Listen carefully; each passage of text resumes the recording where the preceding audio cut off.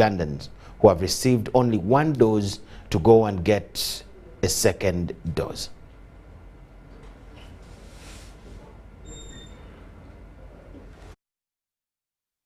Vaccine hesitancy has not only started on COVID-19 vaccines, but also on other vaccine-preventable diseases, especially among children, where some parents hesitate to embrace vaccination. The challenge of vaccine hesitancy is now evident with the COVID-19 vaccination, where Ministry of Health is struggling to have people vaccinated despite the availability of different vaccines. Regards to the original priority groups of 4.8 million people, health workers, teachers, elderly and armed forces, I have been informed that out of the 3.3 million elderly, only 1.5 million are fully vaccinated and now require booster doses. Science has told us that unlike many other vaccines, the protection offered by COVID-19 vaccines reduces with time, especially after 6 to 8 months. This is the reason we advise people who completed the full vaccination to take a booster dose after 6 to 8 months. Recently, the Ministry of Health expressed fear that 5 million doses of different COVID-19 vaccines are at the risk of expiry if they are not utilized by September this year. We have vaccines which are likely to expire, which are at risk of expiring, almost 5 million doses by end of September. So there are those which will expire, which we need to use before the month ends. There are those which we'll need to use before end of September. So those are the vaccines we say are at risk of expiry, so we need to use them. The rest of the vaccines we have in the country have expiry dates in October 2023. We still have almost a full year. It is against this background that the President has directed that all ministers get involved in creating awareness amongst the population about the benefits of vaccination. I am aware that the low uptake of vaccines and booster doses is due to fear and misinformation among the general public. I therefore direct the Right Honourable Prime Minister to work out a schedule for all ministers to go and sensitize the population as we did for the parish development model. I now call upon all Ugandans to embrace the COVID-19 vaccination to avoid unnecessary death and exorbitant costs of treatment in private health facilities that we witnessed in 2021. The President also highlighted on the issue of vaccinating children, stating that it will be done with the consent of parents, as opposed to the earlier information that the exercise would be carried out in schools. We are also going to start vaccinating children because some of the children have contracted corona, 14,000 of them, and even 7 of them died. 7 of them died, the children of 5 to 17. That is why it is important to get these children vaccinated, but with the consent of parents. I have directed the Ministry of Health to ensure that vaccines for children are available in all health facilities so that during the holidays, parents can voluntarily take their children for vaccination. We shall begin with the vaccination of the children 12 years to 17 years. These are 6.6 million, as we plan for those between 5 and 11 years, who are 9.2 million. According to information from the Ministry of Health, about 10.7 million doses of COVID-19 vaccines are at the national medical stores. Adiana Kute, UBC.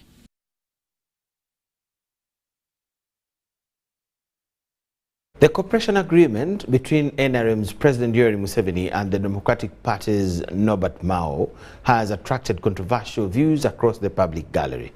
A section of the opposition members says the move will instead increase the strength of opposition politics in Uganda.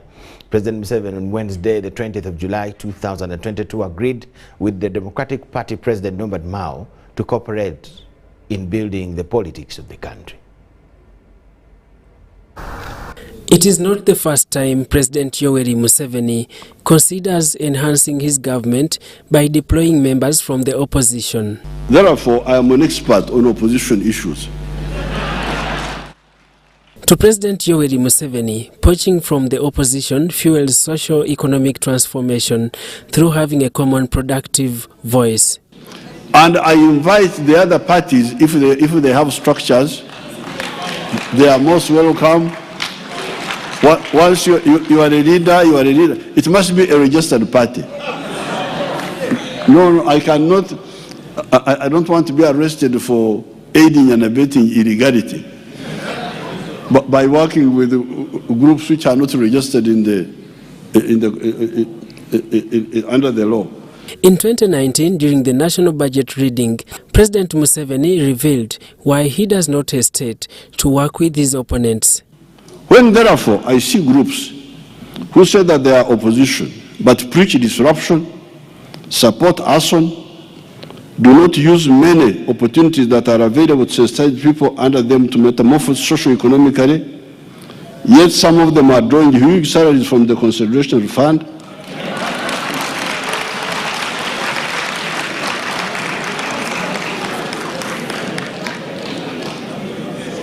I am tempted to use a strong negative word to describe them, but I will keep it to myself for now.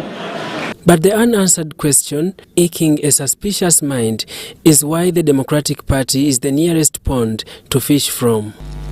Political parties are a means to an end. They cannot be an end in themselves.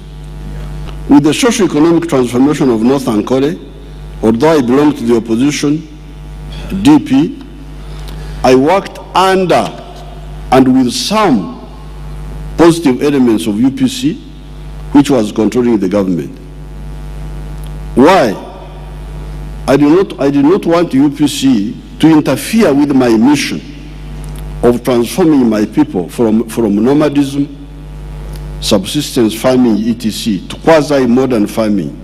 On Wednesday, 20th July 2022, news shocked the nation after President Yoweri Museveni penned an agreement with the country's oldest political party, DP President Nobod Mao, to enforce cooperation through practicing mature and constructive politics in Uganda. The gesture has attracted controversial views from the public gallery. The man is a schemer and he's a user. If he thinks he will be different from Agrawal, from Maratubo, and a host of many other people, he's deceiving himself. To DP, I did warn my colleagues and told them we have tried to get the party back on track and failed. For starters, some of us are relieved. Relieved because, you see, for a long time, we have always said people will know them, will be known by their fruits, by their actions, yeah? And so I am glad that Mr. Mao has stopped pretending. It's not a good thing to pretend, it's a good thing to take a stand. Nobod Mao revealed that the pact is an open opportunity to gather party members who are scattered all over the country. When you look at the agreement, I think it was between him as a person and his Secretary General, not binding the Democratic Party. Because when I was member of the Democratic Party, they have a constitution and it clearly states how a party, DP, can cooperate with other parties or form alliances. And this would emanate from a national council or a delegates conference. So without that, then it can't bind the Democratic Party. He has gone as an individual. Mao, the Democratic Party chairman, has always stressed his status of setting aside political differences and serve the country first. They keep on saying Mao is a pumpkin, that Mao is paid by Museveni. That one now has no currency. They can say whatever they want about me. Ugandans are paying attention to the person with Bueno. Before the cows returned home, President Yoweri Museveni had appointed Nobod Mao as the Cabinet Minister for Justice and Constitutional Affairs in a letter dated 21st January 2022. The move has added cement to the controversial cooperation agreement between the NRM and DP. I hope when he gets to this position, he's able to put his intellect that we know him of, his knowledge, to the benefit of these countries. We wouldn't love to miss his contribution to this country just because he's in the opposition. President Yoweri Museveni has also appointed Akelo Beatrice, the woman member of parliament for Agago district, as the Minister of State for Economic Monitoring, a position which Peter Ogwang, who has been appointed Minister of State for Education and Sports, held. It's like some work which I've been doing before. I've been an RDC for over 10 years, doing a lot of monitoring in local governments. So I feel I can do this work very well because I have at least experience in monitoring. And according to how I've been doing, we need not to wait when things have gone bad. That's when you go for postmortem. The end is to transform the people, the family, the area, the country, and Africa. Transform them how? By making everybody join the modernity of the 4 sectors. Commercial agriculture with Chura, industries, like the minister was showing you here, services and ICT.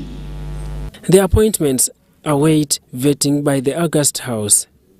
Daniel Mugoya, Gloria Gwitabinji, UBC News. Oba waliwo emisambwa ebintu ng'ebyo.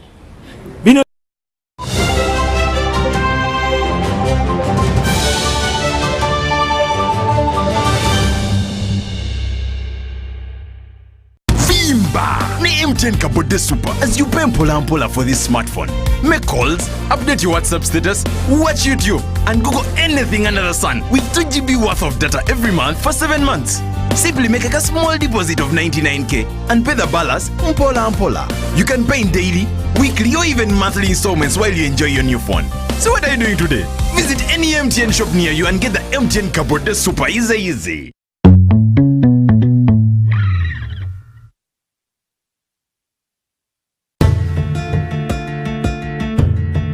There are very few institutions in Uganda that have celebrated a century-plus years of distinguished service, like Uganda Printing and Printing Corporation.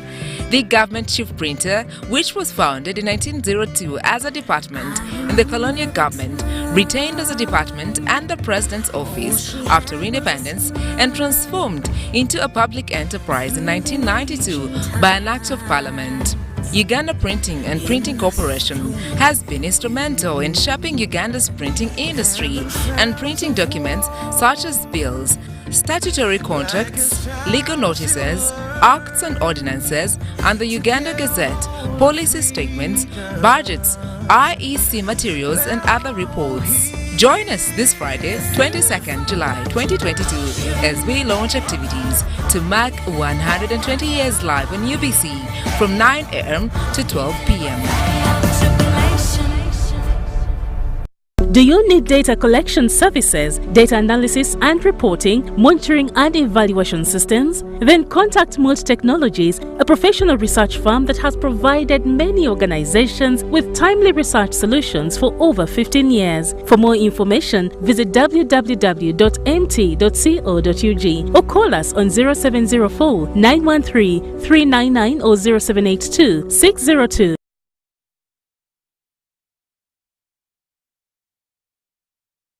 The Oil and Gas Moment, brought to you by Petroleum Authority of Uganda, creating lasting value in Uganda's oil journey. The development and commercialization of Uganda's oil and gas resources is being undertaken through 4 flagship projects, which will bring in investment over $15 billion into the economy. The Kingfisher project will produce 40,000 barrels of crude oil per day at peak. The Tilenga project will produce 190,000 barrels of crude oil per day at peak. The 1,443-kilometer East African crude oil pipeline project will transport the produced crude oil to access the international market via the Tanga port in Tanzania. The Uganda refinery project will process up to 60,000 barrels of oil per day to provide petroleum products to the Ugandan market and its immediate neighbors. Additional exploration work is ongoing in the Kanyotaba and Ngasa areas in the Albertine Graben. For more information, visit www.pau.go.ug. Petroleum Authority of Uganda, creating lasting value in Uganda's oil journey.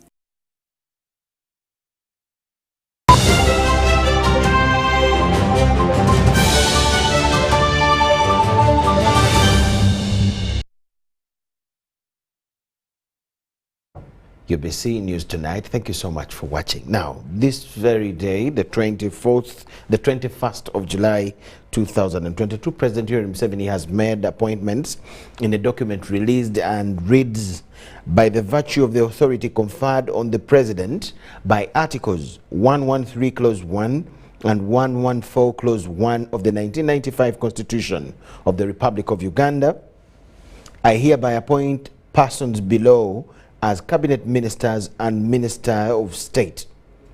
The first person is Minister of Justice and Constitutional Affairs. That is now the Honorable Nobod Mao, Chairman General of the Democratic Party. Number 2 is Government Chief Whip, who is the Honorable Hamson Obua, formerly State Minister of Sports. Number 3 is Minister of State for Economic Monitoring, Office of the President, who is the Honorable Akelo Beatrice Okori, woman Member of Parliament for Agago. And the 4th appointment is of Minister of State for Education and Sports, who is now the Honorable Ogwang Peter, formerly Minister for Economic Monitoring.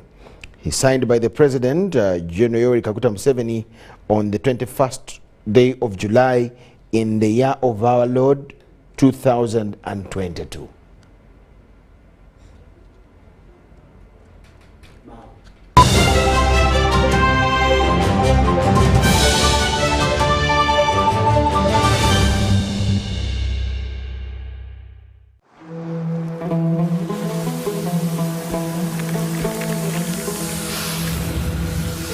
A World Cup in the desert? The first one in the Middle East. The first to be held at the end of the year? That's crazy.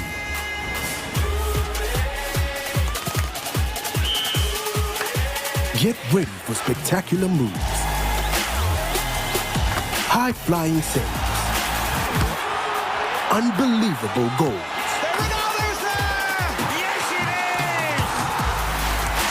Out of this world celebration.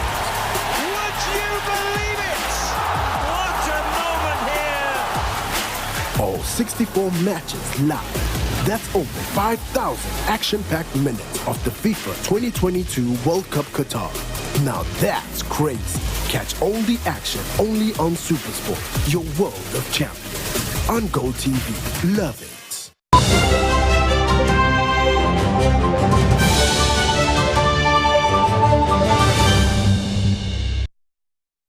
UBC News Tonight.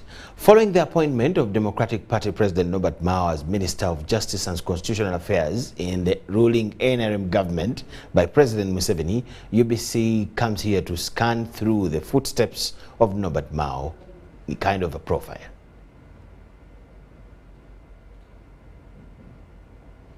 Nobod Mao was born on 12th March 1967. His father, Dusman Oki, was an Acholi and his mother was a Munyankole. His hometown is Gulu district. Mao attended Mwiri Primary School in Jinja and briefly went to Wairaka College in Jinja district before attending Namiryango College in Mukono district from 1982 until 1988. Nobod Mao joined Makerere University, graduating in 1991 with a law degree. He served as the president of the Makerere University Student Guild between 1990 and 1991. After Mao went to obtain the diploma in legal practice from the Law Development Center in 1992. In 2003, Mao was admitted to Yale University under the Yale World Fellow Program, where he spent 1 year at the New Haven, Connecticut campus. From 1992 until 1994, Nobod Mao was an associate attorney in the office of Kabugo and Company Advocates, a Kampala-based law firm. Between 1994 and 1996, he worked as a legal counsel for the legal and project of the Uganda Law Society in Gulu office. In 1996, he was elected to the Parliament of Uganda representing Gulu. He served on the Legal and Parliamentary Affairs Committee and Public Accounts Committee. He resigned from Parliament in 2006 and was elected chairman of Gulu District. Mao was chairman of the East African chapter of the Parliamentary Network on the World Bank and member of its secretariat. He helped in establishing the Great Lakes Parliamentary Forum on Peace.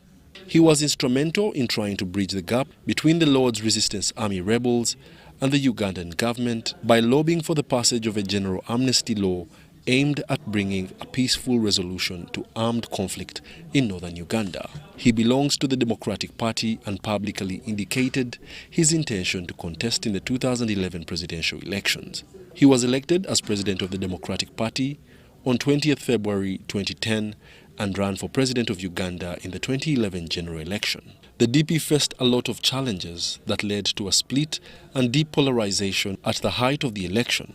He attracted only a small share of the vote, and President Yoweri Kaguta Museveni was elected to another term. Recently, Mao declared his intentions to stand against the incumbent in the 2021 general elections.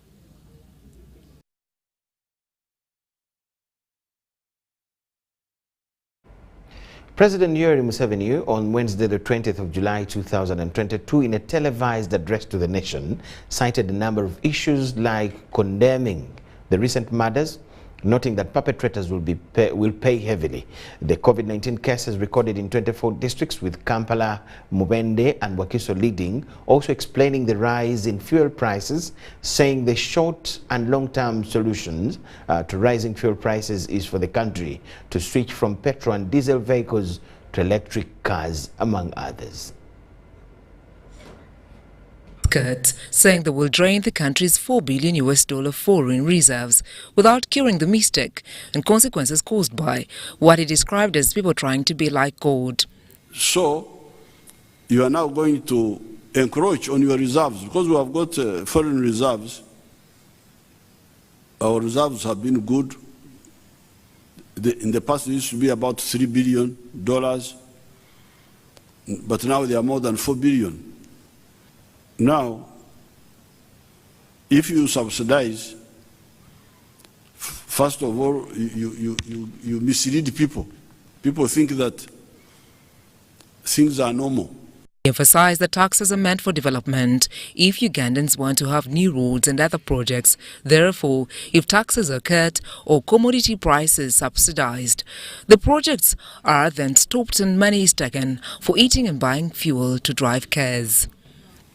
The tarmac road from Rusarira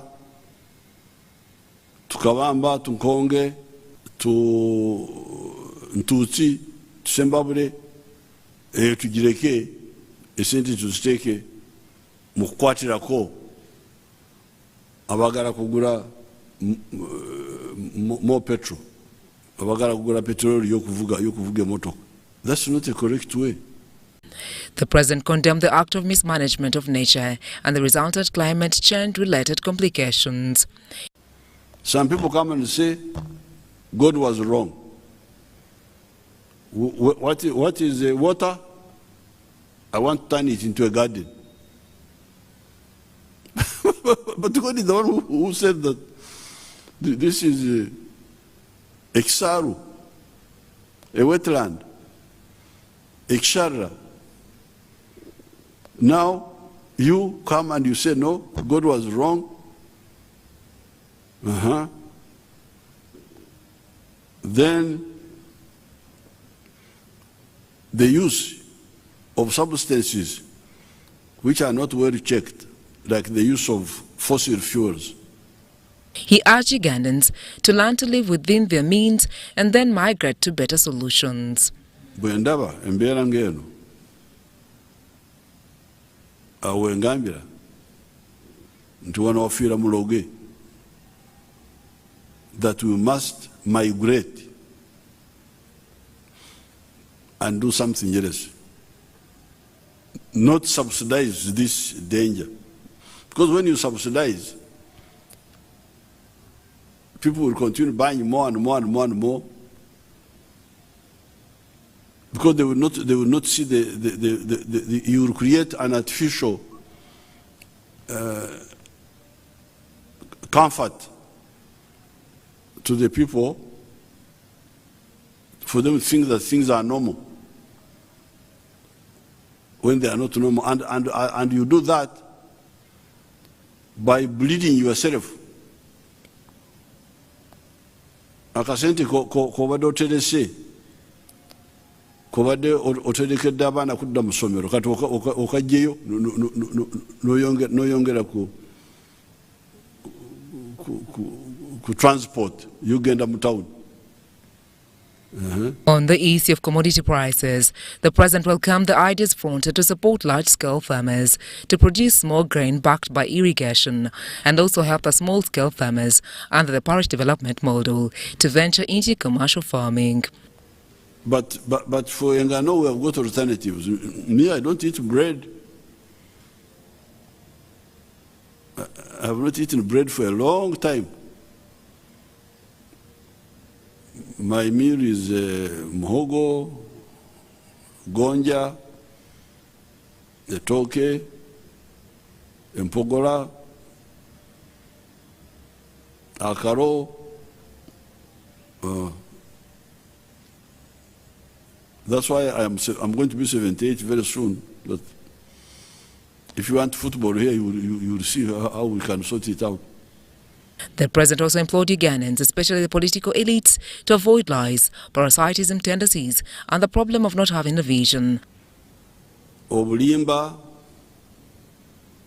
obunyunyusi, obutalengera. Saying some people are against value addition for coffee, yet it is important that Uganda adds value to every export out of the country. Sandra Kahonde, UBC News. Senior economist and scholar Dr. Fred Muhumuza says there is nothing much that governments of middle and low-income countries can do in the short run to shoulder the prevailing effects of inflation on livelihoods of people except campaign for reduced public and private spending vis-a-vis carefully monitored fiscal and monetary policies. UBC TV sought his thoughts on the various measures President Museveni shared during his recent address on current affairs in the country. Because when you subsidize, people will continue buying more and more and more and more. What most people hoped to be an answer to their immediate challenges due to the prevailing global inflation turned out to be a call for national realignment to achieve middle and long-term goals that put the country in a better position to address similar economic challenges. It's tempting to compare to do what other countries are doing, but as we say, in matters of the economy, in matters of crisis and situations like this, each person must look at their resources, because you don't want something that you cannot sustain. You don't want to start on something or revoke something that you should have kept along. But in moments like this, they require adjustment. Now, unfortunately, quite a number of people want to maintain the status quo. So they want the president to speak to them in a way that will restore the equilibrium they had. Those days are gone. We all have to move to the next level of adjustment. But that painful process of adjustment, we must face it. In his speech, the president made it clear that he is against price caps and subsidies, saying that these measures risk heightening the inflation further. So the president is right to say we cannot put any price caps, because price caps will allow people to consume more than what is available in the market. The price increases sometimes are trying to regulate the supply and the demand. Now, the moment you disrupt that process, you are going to have demand exceeding the supply. Now, at the end of the day, you end up with a much higher price than you would have had if you had let the market sort out that option. Early this year, before inflation hiked, Ugandan motorists were consuming an average of 6.5 million litres of fuel a day. Dr. Fred Muhumuza asserts that such consumption rate, despite the hiked price, primarily supports revenue collection and in turn backs government planning, but a national reservoir shouldn't be looked at as a measure for affordable fuel in the future. Oil reserves literally address structural breaks in the supply chain. That you have a disruption, where the pipeline is broken, a railway is broken, a bridge is broken. So you are trying to repair that bridge and it may take you maybe 2 weeks or 3 weeks. That is where oil reserves come in. But oil reserves can never be used as a remedy against a price increase. And even if Uganda was to get its own oil, it will still have to play by the international standards of the oil supply system. And our oil is not that much. On the contrary, he notes that it is important for government to prioritize creating more quality jobs to cushion the biting effects of heightened inflation and ease the potential security threats in such times. So I want to believe Ugandans out there have already taken steps, and if there is anybody who hasn't, that person needs to heed the president's message. We need to scale down. It will come to pass, but when it passes, you want to be there to recover. The things we need to readdress as a country is the too much emphasis on manufacturing and industry. Driving everything towards manufacturers and industries. They will need a market. And that market has only come from households. A lot of our households are in agriculture. We have not sorted out a number of issues in agriculture. Some of them are in services, but services are also fragile in a sense. And many of them are driven by government. It's education, it is health, where government has a lot of play. So you want to come back and say, strengthening households' incomes and livelihoods will ease the security situation, but also has economic benefits. As it stands, the public has been advised to cut back on expenditures that are not directly linked to the basic needs like food, water, shelter and mobility until the situation normalizes. Reporting for UBC News, Wadulo Mark Arnold in Kampala.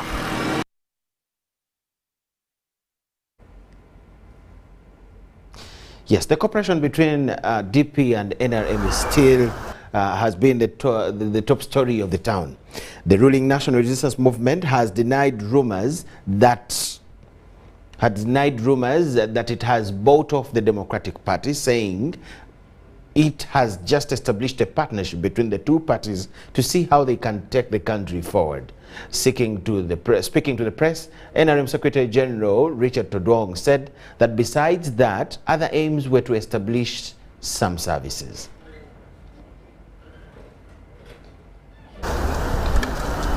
The chairman National Resistance Movement, President Yoweri Kaguta Museveni, and the President General of Democratic Party, Nobod Mao, yesterday signed a working agreement on behalf of the two political parties to work together. The two parties have agreed to work together to advance Uganda's development agenda and promote good governance, among others. It has quite a number of principles that entails mutual cooperation in areas of governance, in areas of the economy, especially where it comes to policies, accountability, human rights, democracy, and involvement of the Democratic Party in the main governance structure and framework. The NRM Secretary General Richard Todong, who attended the meeting at State House Entebbe, told journalists that the partnership was a result of multiple engagements. So to that level, we believe that these two leaders were engaging each other and were initiating this discussion for a long time on behalf of the political parties that they represent. And I believe consultations were widely carried out in both parties, and it came now to the final signing of the cooperation agreement that was signed yesterday. Todong says the two parties agreed to meet regularly to evaluate the progress of the action points. In the agreement, we should be meeting every after 3 months as leaders from both parties to monitor and see the implementation of the signed agreement. So within that, definitely I'm sure other development will come and we shall announce if they come. But for now, it is too soon to say what might come or what might follow. He disclosed that the NRM continues to engage other political parties as clearly stated by President Museveni's readiness to dialogue with the opposition. On the issue of iPod, Todong said there are political parties in the opposition who have agreed to join the alliance, urging that those who have not joined to follow suit. While dismissing media reports that DP was brought off by the NRM, Todong noted that political alliances are recognized world over, saying it is responsible politicking for political parties to work together. Really, there is no speculation, suspicion about this. These are normal things. DP has not been deregistered as a political party. Nobod Mao has not crossed to NRM as a politician. He is a member of the Democratic Party. He is still the president of the Democratic Party. Joshua Kagoro, Joseph Moyingo, this is UBC News.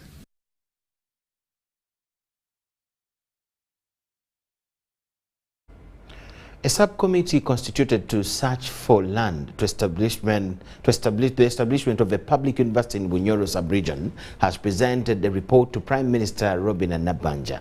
A number of sites were identified and now awaiting final approval by the respective stakeholders. The meeting took place at the office of the Prime Minister in Kampala, as we see in this report.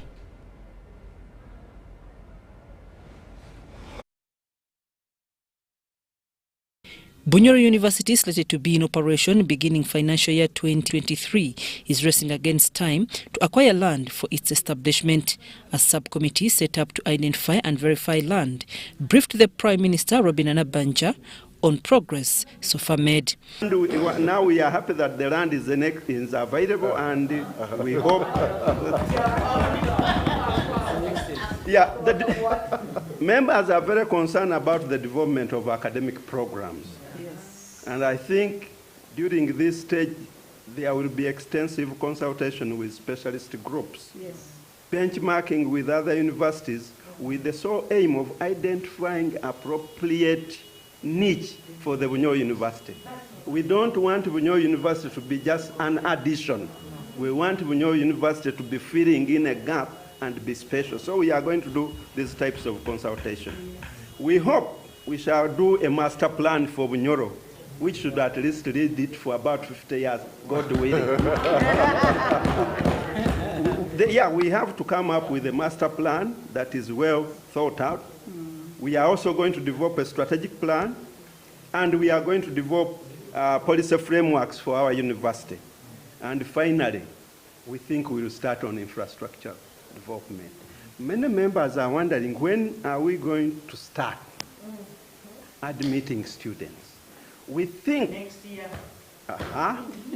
Yes. Professor Chamanywa informed the meeting that wide consultations will be made to ensure that a specialized university is set up on collegiate system. The university plans to promote work-integrated learning and on-job training through transformative rural and urban development.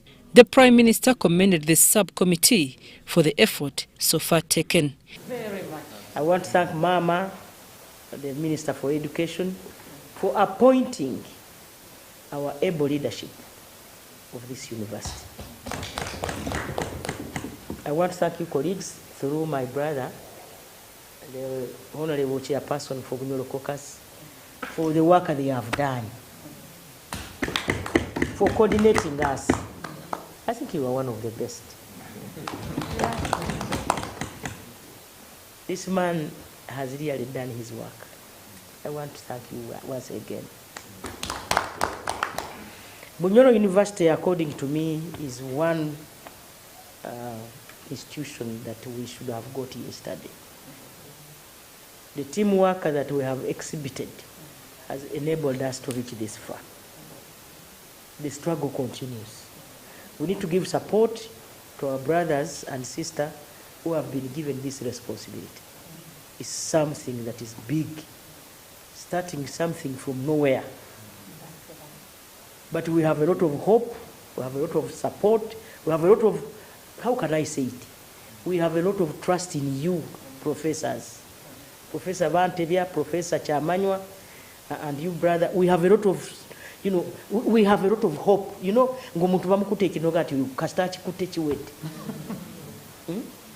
have a lot of trust, and we hope that we are going to steer this university from inception to when we think the people of Bunyoro will benefit from it.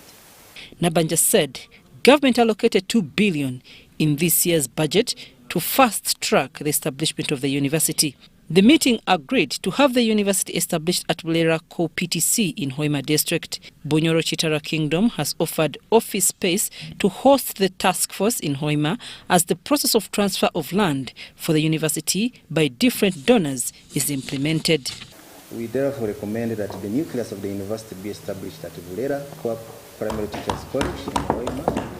This land is free from encumbrances or claims. It has infrastructure. It's government-owned. It's easy to transfer the assets. Its management and all the other relevant authorities are The National Resistance Movement candidate for Soroti East by-elections, Herbert Ariko, has officially kicked off campaigns after successful clearance by the Electoral Commission. Ariko, who campaigned door-to-door, seeks to replace FDC's Moses Atan, whose membership to Parliament was nullified by Court of Appeal over boundary issues. His main ambition is to align Soroti City's quest for progress to the Sustainable Development Goals that outline the need for sustainable cities across the world. Henry Okurut is in Soroti and he has a report here. It is door to door, house to house, and person to person as NRM's Herbert Ariko seeks his return to membership of the Ugandan Parliament. The move is aimed at galvanizing his already established support base to back his political ambitions. The expectations from some of his voters rotate around improved service delivery. In his pursuit, prayers have not been ignored. This has seen him blessed by the elderly, retired and young generation, including school children. Shalom, oye.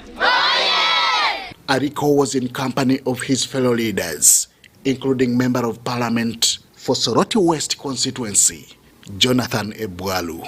What is important, I tell you, in our political parties, let's not tie to our religions, let's not tie to our political parties, but let us vote for personalities or people who will help us. That is our one election. Ebwalu, an independent legislator, has broken silence on why he opted to support an NRM candidate.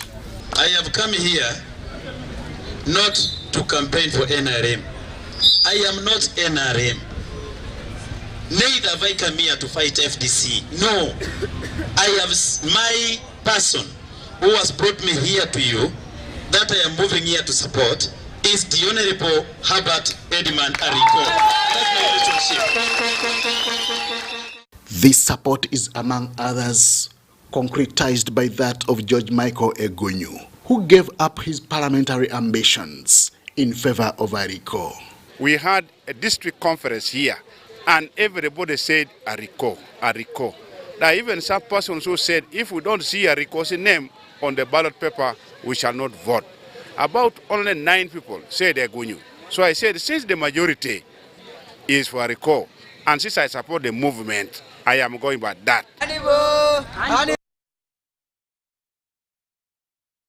NRM officials in Kasese district say they are determined to reclaim Busongora South County parliamentary seat that fell vacant after the Court of Appeal nullified incumbent Gideon Mujongu on account of indulging in electoral malpractices in 2021 general elections, hence compelling the Electoral Commission to reorganize another election scheduled on the 18th of August 2022.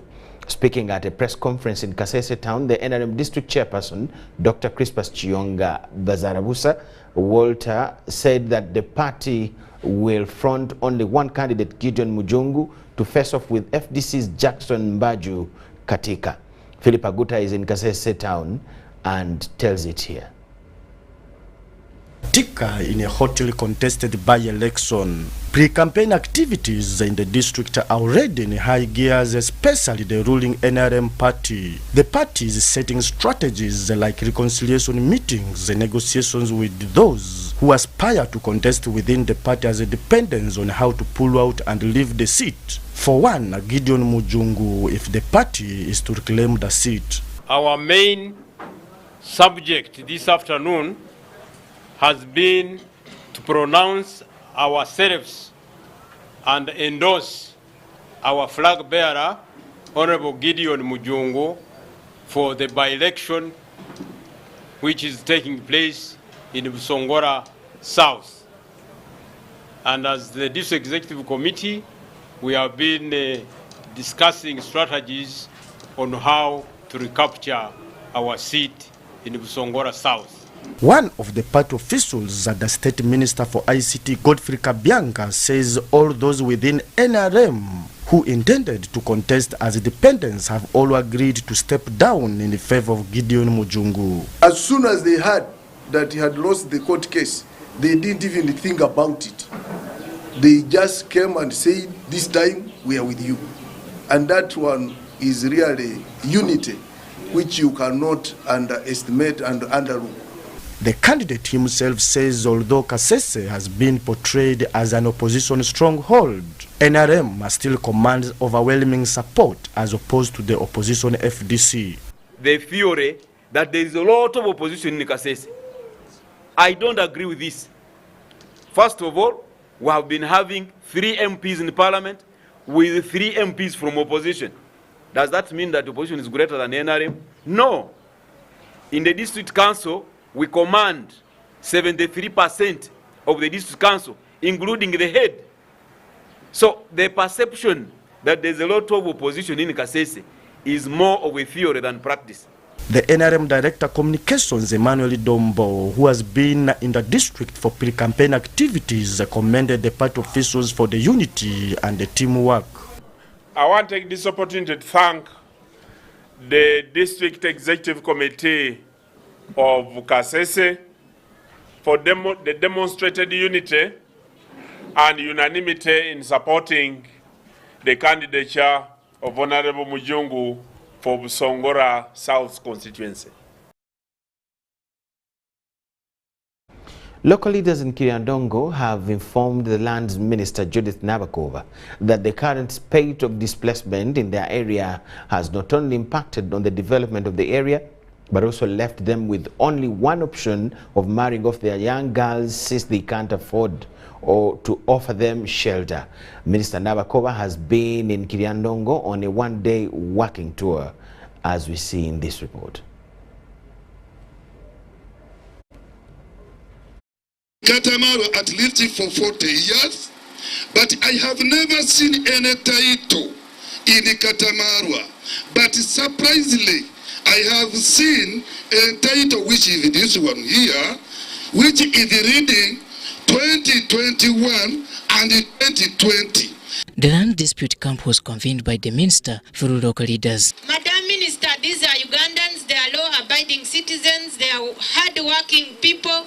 They are registered voters. The person who bought it also has failed to utilize it because it is highly encumbered, because even by the time they were acquiring the title under the Public Land Act, people were already settling there. According to the local leaders, the disputes have greatly impacted on the development of the area, with others forced to marry off their young girls. I want to give an example of one of LOC1, Mr. Nobod, who was arrested because he was an LOC1 since he came back. He has never done anything productive for his life. His children didn't go to school. And when he came back, even his wife had left his home. Our children marry early. At times we're even forced to marry them off early because we don't have where to put them. When we even lose our relatives, at times we find difficulties on where to bury them. Although not everybody spoke out, their faces were enough to tell their story. Return all the lands which were brought by Onya from our communities to the rightful owners. Send our outcry to the president who stood for his people's rights. It is on this light note that leaders invited the president to come to their rescue since the area has wholeheartedly supported the NRM. That is why they have come today and they are putting their outcry to you. And you said it to the honorable the president that because of the love that they have for the government, please also come and help them. Despite the land issues that they have been having, they have still supported the NRM government. I want to tell you, His Excellency is tired of what is taking place in the country. Wacha niwaambie nyenye, raisi amechoka na chochote ambayo kinafanyikana. Nabakova promised to give utmost attention to this matter. As a ministry, kama ministry, we are going to put caveats on all the titles. Please. Tunaenda kuweka caveat. Kwa hiyo, on behalf of the people of Kiriandongo, put commissioners caveat, not even their caveat, commissioners, which is permanent until this matter is resolved. And I want to pledge my total commitment that as long as I'm a minister in that ministry, I'm going to work with the people of Uganda to make sure that they are protected. She, however, left some directives behind for the area DPC and the RDC. Raisi wetu wa Uganda issued a directive. Alitoa uamrishi au mambo ya kuamrisha to all RDCs. Kwa RDCs yote.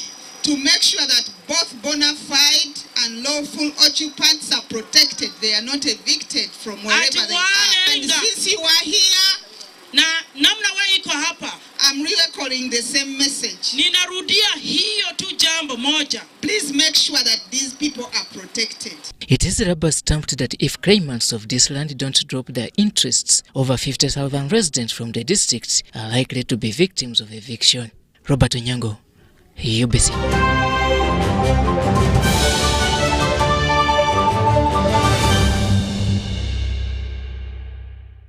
Meet Professor Petero. He knows something every hustler in UG is gonna love. Oh, see. You say I was just trying to get the documents to register for Airtel Money. You don't need the documents. You just say for register. What's going on here? He sells things from the shop, and behind my back, he gets the money and gives it to his girlfriends. But just get Airtel Money Pay so that all money comes direct to your business wallet, and only you, the owner, have access to it. Just dial *185 *10 hash, and now you are on. No waiting. Huh? This insanity is sweet. Give them also. I only take Airtel Money Pay. It's easy and secure. Yes, become a safer and more efficient cash-free business today. Easy. No mixing your business money with your Kameza money. Now, that's efficient. Airtel Money. Instant, secure, borderless. Do you need data collection services, data analysis and reporting, monitoring and evaluation systems? Then contact Mold Technologies, a professional research firm that has provided many organizations with timely research solutions for over 15 years. For more information, visit www.mt.co.ug or call us on 0704 913 399 or 0782 602.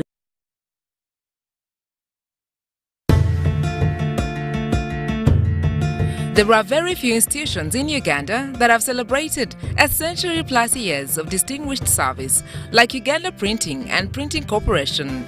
The government chief printer, which was founded in 1902 as a department in the colonial government, retained as a department and the president's office after independence, and transformed into a public enterprise in 1992 by an act of parliament. Uganda Printing and Printing Corporation has been instrumental in shaping Uganda's printing industry and printing documents such as bills, statutory contracts, legal notices, acts and ordinances, and the Uganda Gazette, policy statements, budgets, IEC materials, and other reports. Join us this Friday, 22nd July 2022, as we launch activities to mark 120 years live on UBC from 9 a.m. to 12 p.m.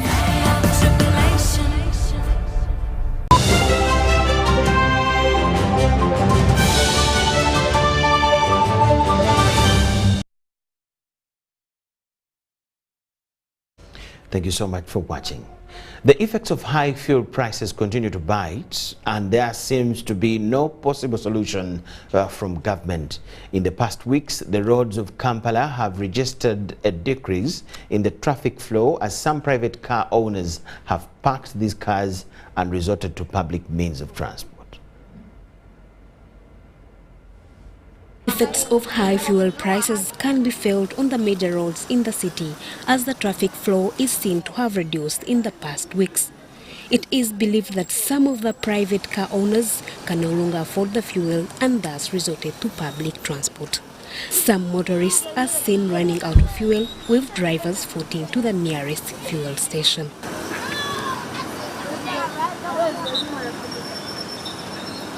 These truck drivers at Nakawa decry low turn-up of customers, left with no option other than charging less than they ought to. Things are tight. Sometimes you work for a customer just to get the fuel for transport.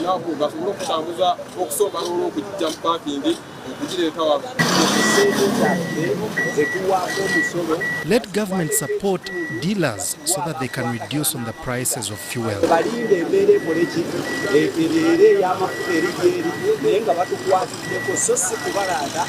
The situation is not different from the taxi drivers who spend many hours in the tax parks waiting for passengers, as the passengers prefer walking to work. One just works in losses only because we don't want to stay at home. People are poor and we have no passengers. We can't even increase the transport fares because people are poor. With the current hikes in fuel and commodity prices, Ugandans are advised to adjust in their expenditures that will see them through these harsh economic times. Miriam Womucha, UBC. Jisha with that one. Moving on, South Sudan and Ugandan business community want trade and investment bottlenecks resolved by those in authority. At the closure of the business forum in Juba, stakeholders from the public and private sector from Uganda and South Sudan committed to putting in place measures to ensure proper and smooth business.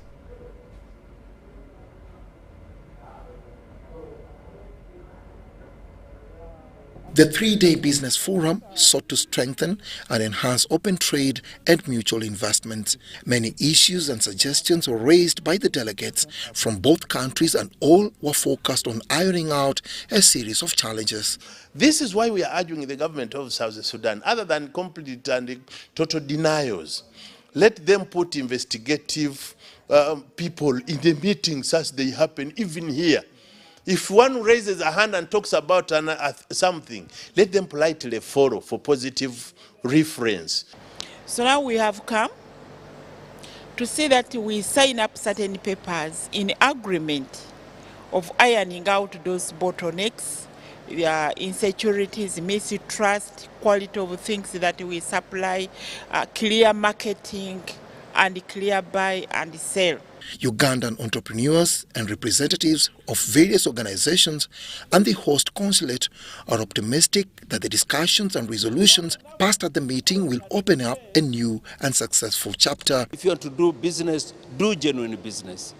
So we are saying there should be a lot of collaboration between the UNBS of Uganda and South Sudan National Bureau of Standards, so that in terms of the standards and also the revenue authorities to be very strict on the certificate of origin. Most of the Ugandans who came here to do business are venturers and technocrat people like engineers and something like that. But businessmen, people as I see here. But for Dr. Julian Aderi Omala, whose business valued at about 3.5 billion Ugandan shillings that has stalled for 5 years in South Sudan, she wants her issues urgently and amicably resolved. I'm among the first pioneers in Uganda who came to Southern Sudan. I was the second landowner in Southern Sudan. I built a bakery and we are doing business. Wonderful business and transforming the women. It's unfortunate that a soldier from National Security after the war 2016 came and took over my property.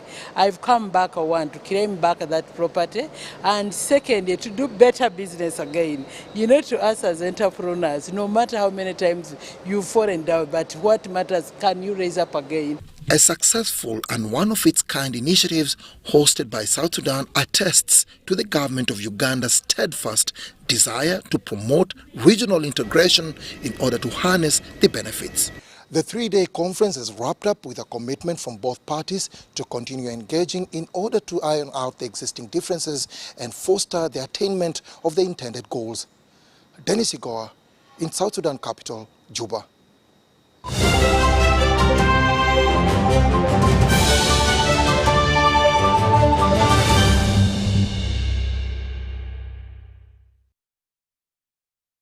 Uganda's national netball team, the She Cranes, have been boosted with a 50 million shillings package from MTN Uganda. This comes 7 days to the Commonwealth Games that start on the 28th of July in Birmingham, UK. Since qualifying for the Commonwealth Games early this year, the national netball team, the She Cranes, embarked on a series of friendly games.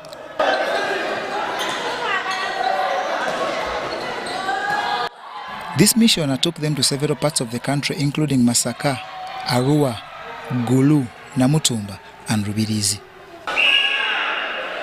Avoid! Everywhere they've been, the She Cranes beat all and have in fact completed their series of friendly games with a victory over men's team called Chaya that they beat 30-25. This game played at the AVRS International School in Nakirebe Mpigi district was graced by partners from MTN Uganda that offered 50 million Uganda shillings to Uganda Netball Federation. We are committed to supporting the She Cranes. We are committed to supporting sports in Uganda. We are committed to supporting women in sports. MTN Uganda earlier this year supported an occasion where we were honoring outstanding performers, outstanding women sportsmen. This was earlier this year. We have also already supported Sun City United, which is a team that empowers young girls from underprivileged backgrounds from the slums around Kampala. MTN Uganda sponsored them and they participated in a Junior Netball Federation games in Atlanta, Georgia. To Uganda Netball Federation, this offer is timely and will help boost morale in the camp. Of which 20 millions will go to the federation to handle a few challenges, and then the 30 millions are directly given to the players. For instance, the players and officials will be getting 1.5 millions each of them, and then the best or the outstanding participants or players of the tournament, the Commonwealth Games, will be given extra 3 millions. For instance, the best shooter, the MVP, and we shall be following their guidelines and fulfill. The She Cranes squad for the Commonwealth Games includes the seasoned campaigners like Peace Proscovia, Joanna Mpungu, Mary Nuba and Stella Oyela, but also boasts of a youth like Nora Lunkuse and Margaret Bagara. First of all, it has already motivated us to go and play very well in the Commonwealth, since we have been having like different companies like Splasco, Go TV, and also MTN is on board. So it has motivated us because we are going to buy other things we are not having right now, and also it's going to help us on our fundraising manner of building our stadium. At the Games, Uganda is pooled in Group B alongside New Zealand, England, Malawi, Trinidad and Tobago, and Northern Ireland. John Barnes, Sentamo, UBC News. Yes, and that will come to the end of what we had for you this evening.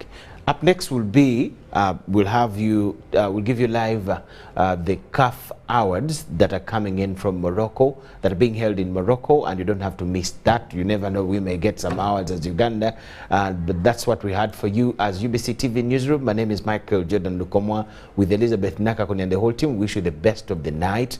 Catch you in our other programs. Mili Kutesa is here with the weather forecast report. We'll leave you with her. Thanks for tuning on UBC. My name is Kutesa Miri with your weather update. We are still experiencing isolated showers most parts of the country, but mainly the eastern and northern part of our country. And due to that, we had the highs of 2.7 millimeters of rainfall across Gulu, Virginia with 1.8. Masindi, Wadlight, Tugumu, and Alua experienced light showers. Seeing the satellite picture of Africa, we are having a cyclone over the Indian Ocean that is pushing in moist winds towards our country. That is the reason why we are experiencing most of the rainfall towards the north and the eastern part of our country.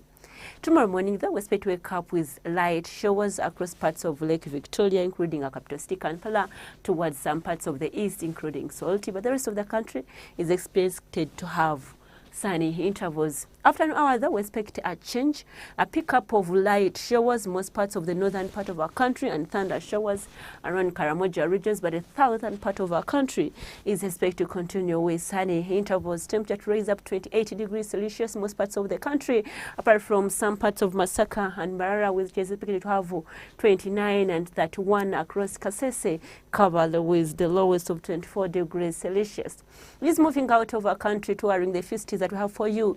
Land is expected to have sunny intervals at a maximum of 22 degrees Celsius. Nairobi here in the neighborhood with cloudy conditions at a maximum of 21 degrees Celsius. Dubai, Cairo and New York with sunny conditions. Highest of 42 degrees Celsius is expected to be in Dubai. Thanks for tuning on to UBC. My name is Kutesa Mili. Stay tuned and see you tomorrow.